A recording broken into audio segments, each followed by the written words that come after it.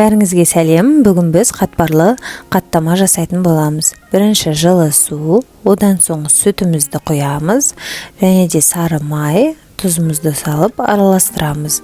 Болғаннан соң қамырымызға ұн салып, қамырымызды илейтін боламыз. Және де жарты сағатқа қойып қоямыз. Енді ортасынан екі бөліп, тағы да иелеп 10 минуттай уақытқа қоямыз. Болғаннан соң қамырымызды жаямыз. Жайып болғаннан соң сары майымызды ерітіп алып, осылай жағып шығамыз. Жағып болғаннан соң екінші қамырымызды бетіне төсейміз, және де оған да майды жағып шығамыз. Жағып болғаннан кейін қазір кесетін боламыз. Осылай кесіп аламыз. Және де бір-бірінің үстіне қойып орайтын боламыз. Осылай жасасаңыздар, прям қатпарлы болып, жақсы болып шығады. Осылай жасаймыз.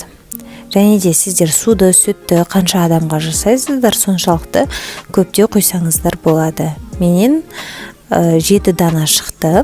Міне осылай дайындап алып, 10-15 минутқа морозильникке қоямыз. Болғаннан соң қамырымызды жайып аламыз. Барлығын жайып дайындап, майымызды қыздырып қоямыз. Қатты жұқа емес, қатты қалың емес, орташа болу керек. Міне, қызып тұрған майыма саламын. Осылай пісіріп аламыз. Кішкене айналдырып қоямыз арасында. Осындай әдемі болып піседі. Келесі қамырымызды салып, барлығын шет-шетімен осылай пісіріп аламыз. Өте дәмді болып шығады. Жасап көріңіздер. Ұнап жатса лайк басып, подписка жасауды ұмытпаңыздар.